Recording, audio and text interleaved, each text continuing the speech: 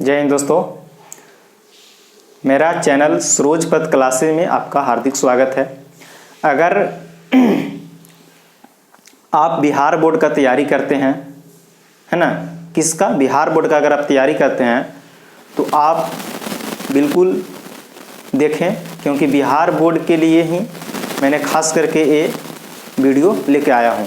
क्योंकि बिहार बोर्ड में क्लास 8, 9, 10 है ना, और 11, 12 तो भी है ही है, लेकिन अभी जो फिलहाल मैं लेके आ रहा हूँ वो क्लास 10th का होगा। क्योंकि क्लास 10th का 2023 का जो टारगेट है उसको मैंने लेके चल रहा हूँ। और किस विषय का, तो मैथ और साइंस दूंगा इस चैनल के माध्यम से। आपको जो बेस्ट मिलेगा या बेस्ट देने की कोशिश भी करेंगे आपको, ठीक है। तो मैंने, देखिए, जब आपको पढ़ना है तो कभी बहुत सारे चैनल हैं यूट्यूब पे, तो आपको जब पढ़ना है तो कभी एक चैनल को सब्सक्राइब कीजिए, कोई भी चैनल को अच्छा जो वहाँ से मिलता है, आपको लगता है कि मुझे यहाँ से समझ में आता है, तो उस चैनल को अच्छा से कवर कीजिए और फिर इसके बाद उसको से आप हेल्प लेते रहिए। ऐसा नहीं कि 10 मिनट इस वीडियो को खोलें, 10 मिनट उस वीडियो को खोलें, तो ऐसे में आपका टाइम खराब होते जाएगा, ठीक है। तो किसी एक चैनल को आप अच्छे से, है ना, लाइक कीजिए और उसके बाद फिर आप उसको से हेल्प कीजिए। चलिए, तो मैथ पढ़ाने का मेरा मकसद है कि आप लोग को अच्छा से अच्छा मैं कोशिश करूंगा कि दे सकूं, ठीक है। चलिए, आइए हम कुछ क्लास 10th का और एनसीईआरटी, कौन सा बुक, एनसीईआरटी जो सरकारी बुक आता है उसी को मैं कराऊंगा, पूरा सॉल्यूशन दूंगा इसका, ठीक है। आइए आज हम कुछ थोड़ा सा बेसिक लेवल पे बात करते हैं, फिर मैं मैथ के जो टॉपिक हैं उस पर बात करूंगा कि हम लोग के क्लास 10th में क्या क्या टॉपिक पढ़ना है और क्या क्या टॉपिक नहीं पढ़ना है। मैथ में तो जो हम लोग के क्लास 10th में उसी के लेवल से चलेंगे ना। तो आइए, अगर हम आप लोग से थोड़ा सा बात करें तो मतलब कि जो लेवल है इसका, तो उसी से समझते हैं।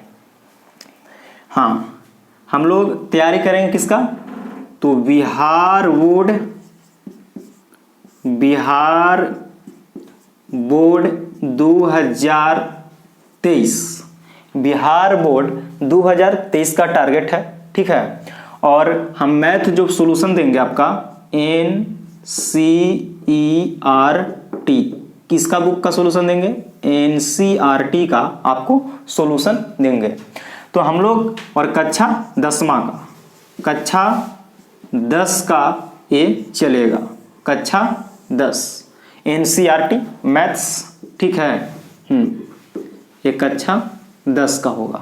तो देखते हैं कि इसमें जितना भी टॉपिक है हम पहले उसको जानते हैं, ठीक है। पहले उसको जानते हैं कि हम लोग को क्लास 10th में कितने टॉपिक पढ़ने हैं, है ना, उसको हम फिर बात करते हैं। तो हम लोग जो इसका विषय सूची है, जो मैथ का विषय सूची जो है ये क्या है, तो आप लोग तो भली भांति जानते ही होंगे कि क्या क्या पढ़ना है, क्या क्या नहीं पढ़ना है। तो इसको में जो पहला चैप्टर हम लोग को पढ़ना है वो है वास्तविक संख्या। क्या है, वास्तविक संख्याएं। क्या है, वास्तविक संख्याएं हैं। दूसरा जो चैप्टर का नाम है, जो दूसरा चैप्टर है उसका नाम है बहुपद। क्या नाम है, बहुपद।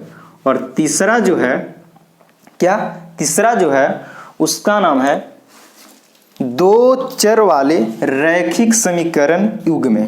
क्या है, दो चर वाले रैखिक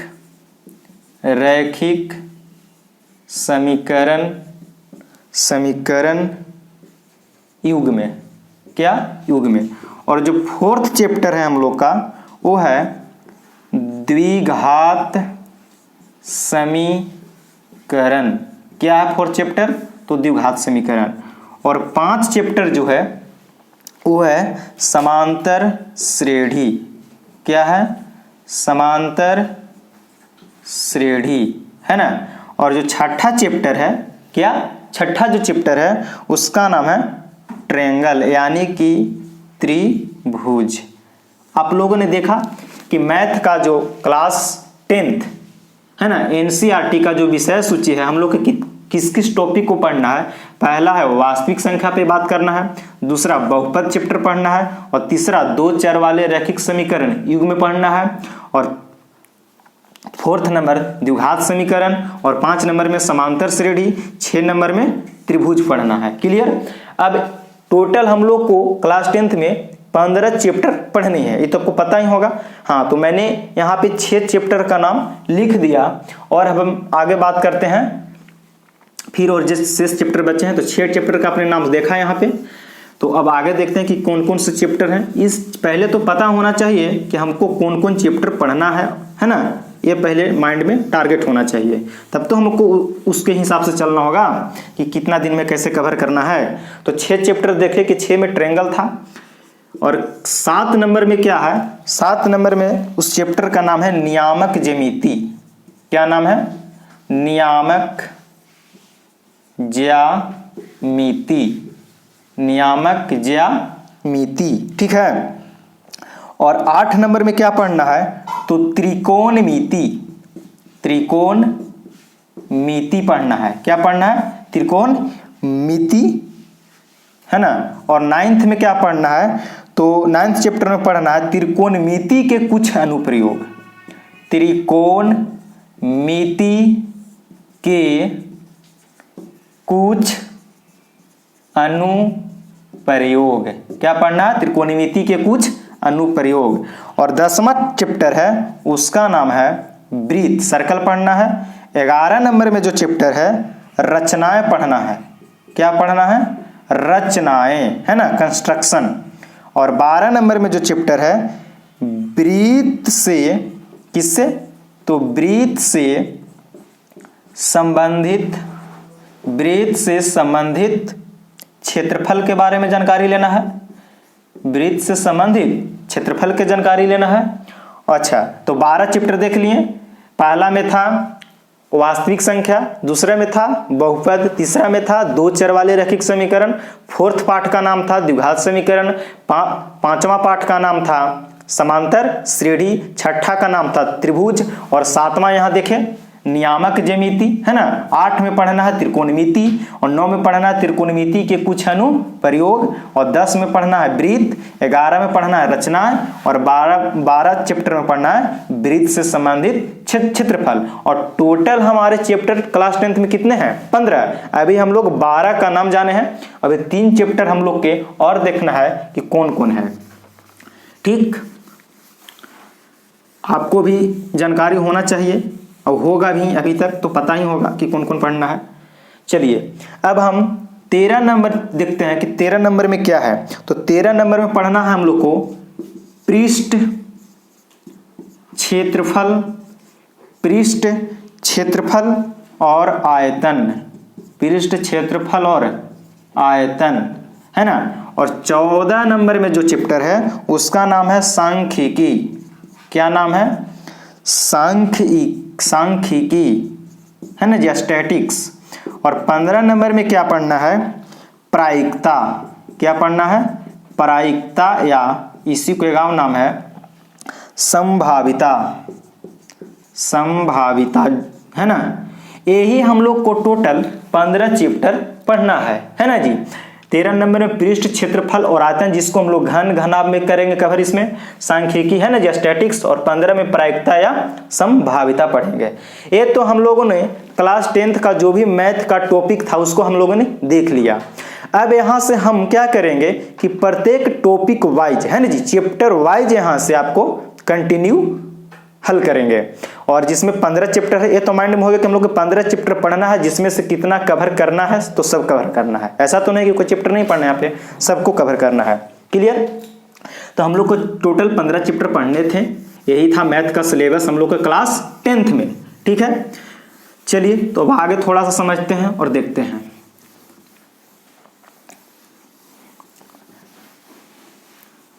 कुछ क्वेश्चन से हम लोग थोड़ा सा डेमो देख लेते हैं कि क्या कैसे होता है। क्लास 10th का मैथ का आप लोग ने कुछ चैप्टर पढ़ा भी होगा, तो उसी पे हम बात करते हैं। ठीक है, चलिए मैं आप लोग के छोटा सा बेसिक बात बता रहा हूं आप लोग को, छोटा सा बिल्कुल बेसिक एकदम समझा रहा हूं। ठीक है, बिल्कुल बेसिक। क्या है कि पहला चैप्टर के नाम है हम लोग का क्या? वास्तविक संख्या। अभी आप लोगों ने देखा वास्तविक संख्याएं, वास्तविक संख्याएं नाम है, पहला चैप्टर का नाम है ना वास्तविक संख्याएं। तो हम लोग इसको पढ़ने से पहले क्या जानेंगे थोड़ा सा कि बिल्कुल बेसिक से चलेंगे, हर एक चैप्टर का मैंने बिल्कुल बेसिक से ही चलूंगा लेकर के, ठीक है। तो हम लोग जाने, देखिए जी, जब वास्तविक संख्या पढ़ना है जिसको हम लोग अंग्रेजी में रियल नंबर्स क्या बोलते हैं, रियल नंबर्स के नाम से जानते हैं। क्लियर। देखिए जी, कोई भी संख्या हो तो कोई भी संख्या किसी न किसी अंक की सहायता से ही बना होगा, आपको पता है। देखिए, और अंक कौन कौन है, तो उस अंक की अगर हम बात करें कि वो अंक कौन कौन है, तो देखिए यहां ध्यान से, वो अंक कौन कौन है। 0 शून्य हो गया, 1 हो गया, 2 हो गया, 3 4 5 6 7 8 9। क्लियर। 8 9, यानी कि इन्हीं 10 नंबरों से, सॉरी, इन्हीं 10 अंकों की सहायता से पूरा संख्या का निर्माण हुआ है। नहीं जी, 0 1 2 3 4 5 6 7 8 9। अगर मान लो कि यहाँ पे हमको कोई संख्या लिखना हो, जैसे में कि एग्जाम्पल देख लीजिए, है ना, संख्या लिखना हो 575, 575, तो देखिए इन्हीं में से मैंने लिखा 5, फिर इन्हीं में से एक अंक लिया 7 और फिर दोबारा लिख दिया 5, यानी कि इन्हीं 10 अंकों की सहायता से आप कितना भी बड़ा संख्या क्यों ना लिखते हो, यानी कि अंकों की सहायता से संख्या का निर्माण होता है। तो हम लोग वास्तविक संख्या जब पढ़ेंगे उस चैप्टर में तो उसको बहुत ढंग से बात करेंगे, है ना। मैंने तो आप लोग को केवल इंट्रोडक्शन देने आ गया कि चलिए मैं शुरू कर रहा हूं, आप मुझसे जुड़े, है ना, और इसको थोड़ा सा आनंद ले, घबराइएगा मत, क्योंकि देखिए कोई भी चीज को आप तभी बेहतर कर पाइएगा जब उसको अंदर पूरा डिटेल्स जान पाइएगा। आप पढ़ लीजिएगा जैसे तैसे, एग्जाम में नहीं बन पाएगा सवाल, आपको अफसोस रह जाएगा। इसलिए आपको ध्यान थोड़ा लेके चलना होगा, बेसिक से ही लेके चलना होगा। और कोई संख्या लिख सकते हैं कि 9 6 इतना, देखिए 9656, तो ये भी इसमें 4 अंकों की सहयोग से संख्या बना है, इसमें 3 अंकों की, है ना, 3 अंकों की सहयोग से संख्या बना है, यानी कि अंकों की सहायता से ही संख्या का निर्माण होता है। क्लियर। अब यहां से बात करते हैं और थोड़ा सा आगे, मैं आप लोग को थोड़ा सा एक बेसिक बता रहा हूं कि आप लोगों ने 2 अंक का गुना सीखा होगा, 2 अंक का गुना सीखा होगा। देखिए इसमें क्या राज है इस बेसिक का, मैं आपको बताता हूं। तो 2 अंक का जब हम लोग गुना करते हैं, या हम लोग भी बचपन में पढ़ते थे, है ना, तो वहां पे क्या करते थे कि 5 तिया 15 की 5 हासिल 1, 2 तिया 6, 2 तिया 6 और 1 7। अब हमारे सर बोलते थे, या हम लोग भी बोलते थे, अभी भी सिखाते हैं, तो क्या कि या तो यहाँ पे 1 अंक छोड़ दो, या तो उस जगह पे 0 दे दो, या तो उस जगह पे कट कुट कर दो, यही ना करते थे। या तो कुछ मत लिखो, या तो 0 दे दो, या तो कट कुट कर दो, यानी कि 2 अंक की गुना में 1 अंक छोड़ा जाता है। तो हम लोग यहां से न लिख करके यहां से लिखते थे, तो फिर 5 से 2 में गुना करेंगे, 5 दूनी 10 की 0, 2 दूना 4 और 1 5। अब इसको कहते थे कि जोड़ दो, तो 5 की 5 7 0 7 और 5 की 5, तो हो गया 575। लेकिन अब मेरा एक सवाल आया है मन में कि हम लोग ऐसा 2 अंकों की गुना में क्यों कर रहे हैं कि या तो 1 अंक का रैंक छोड़ दो, या तो उसके जगह पे 0 लिख दो, या तो कटकुट, क्यों ऐसा हम लोग कर रहे हैं, ये मेरा सवाल है। या आप खुद सोचिए अभी थोड़ा सा कि क्या आप जानते हैं इस सवाल का जवाब कि क्या है। 2 अंक के गुना में 1 अंक छोड़ते हैं, 3 अंक के जब गुना करते हैं तो 2 अंक छोड़ते हैं, 4 अंक के गुना करते हैं तो 3 अंक छोड़ते हैं, मतलब जितना अंक के गुना रहेगा उसको से 1 कम करके छोड़ते चले जाते हैं। क्लियर। तो ऐसा क्यों करते हैं, तो देखिए मैं आपको थोड़ा सा इसका बेसिक बता रहा हूं कि क्या है इसका रीजन, कारण क्या हो रहा है, कैसे छोड़ते जा रहे हैं। हम लोग जानते हैं कि इकाई का मतलब होता है 1, दहाई का मतलब होता है 10 और सैकड़ा का मतलब होता है 100। सैकड़ा का मतलब कितना होता है 100, और 1000 का मतलब तो आप जान ही रहे हैं कि 1000 होता है। तो देखिए यहां पे क्या हो रहा है ना, इसका रीजन क्या हो रहा है तो समझिए। यहां पे जो 3 है ना, 3 ये है इकाई, 3 क्या है इकाई है, और यहां पे जो 2 बना है वो है दहाई। क्या है, दहाई। तो बताइए कि इकाई की संख्या इकाई के साथ ही जुटेगा, दहाई की संख्या दहाई के साथ ही जुटेगा, हजार की संख्या हजार के साथ ही जुटेगा, और ज्यादा ही ज्यादा होगा, इकाई से ज्यादा होगा तो दहाई में चला जाएगा क्योंकि दहाई को दे देगा, और दहाई से ज्यादा होता है तो सैकड़ा में कन्वर्ट हो जाता है। क्लियर।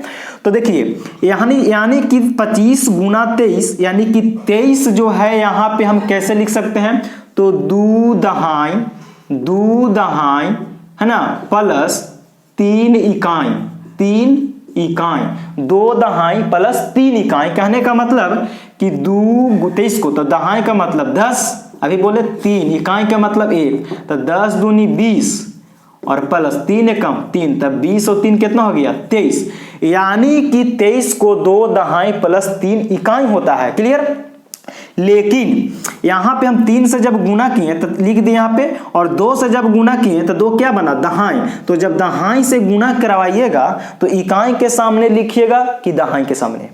तो आप बोलोगे कि भाई दहाई से जब गुना करवा रहे हैं तो दहाई के सामने लिखेंगे, तो 5 बना इकाई, और इकाई को हम इकाई के सामने ही लिख सकते हैं, ना कि दहाई को लिखेंगे। और जब 2 से गुना करा, 2 है दहाई, तो दहाई से जब गुना कराएंगे तो दहाई के देखिए 5 बना इकाई, 7 बना दहाई, तो दहाई के सामने लिखे हैं कि नहीं लिखे हैं। उसी प्रकार आओ मान लीजिए कि यहाँ पे कोई संख्या रहता सैकड़ा, तो यहाँ से लिखते, फिर एक अंक छोड़ते, फिर आगे लिखते। यानी कि इसका मेन रीजन यही है कि इकाई के साथ लिखाएगा, दहाई के साथ लिखाता है, सैकड़ा के साथ लिखाता है। क्लियर। इसका मेन रीजन यही होता है।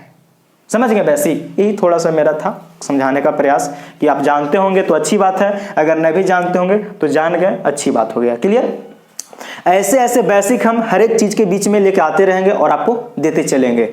तो ठीक है, देखिए जी आपको पढ़ना है ना, तो आपको तो भाई मेहनत करना पड़ेगा, चाहे जो भी हो जाए, क्योंकि आपको पढ़ने का उद्देश्य माँ बाप का सपना पूरा तो करना ही होगा, चाहे जो भी है। मैं आप लोग को एक छोटी सी कहानी सुना देता हूँ कि उस कहानी में क्या है मकसद, थोड़ा सा देखिए। उस कहानी को मैं आपको लोग को बीच में थोड़ा सा है ना बताता हूँ, प्रयास कर रहा हूँ। देखिए जी, एक कुम्हार था, एक कौन था, कुम्हार। और कुम्हार क्या करता है, तो कुम्हार तो भाई मिट्टी का बर्तन बनाता है, ठीक है। तो जब एक कुम्हार था और मिट्टी का बर्तन बना रहा था, तो क्या बना रहा था, जो मिट्टी जो होता है ना चाक पे नचाने वाला, तो उस मिट्टी पे मिट्टी को डाल के वो बर्तन का आकार दे रहा था। तो उस बर्तन का जो आकार दे रहा था उसको नाम था चीलम। क्या नाम था, चीलम नाम था। जो कुम्हार आकार दे रहा था उसका चीलम का आकार दे रहा था। वो सोचा कि चीलम अभी बाजार में बहुत तेजी से बिक रही है, तो क्यों ना मैं चीलम बना के बेचता हूं।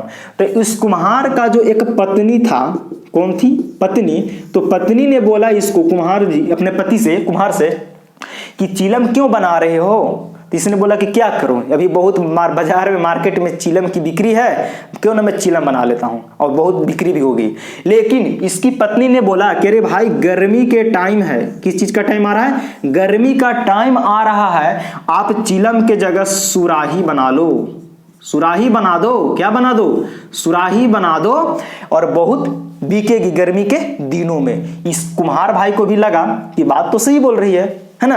तो इसने क्या किया कि मिट्टी को पुनः फिर से गूंथना शुरू किया, और उसको चीलम का आकार न दे करके किसका आकार देने लगा, सुराही का आकार देने लगा। तो सुराही का जो आकार मिट्टी गूंथ का आकार दे रहा था, उस मिट्टी से एक आवाज आती है और बोला कि क्यों भाई, कुम्हार भाई, तुमने तो पहले मुझे चीलम बना रहा था, अब मुझे तुम सुराही क्यों बना रहे हो, क्या हो गया। तो कुम्हार क्या बोलता है, कुम्हार ने बोला कि मेरा विचार बदल गया। कुम्हार भाई ने बोला कि मेरा विचार बदल गया है।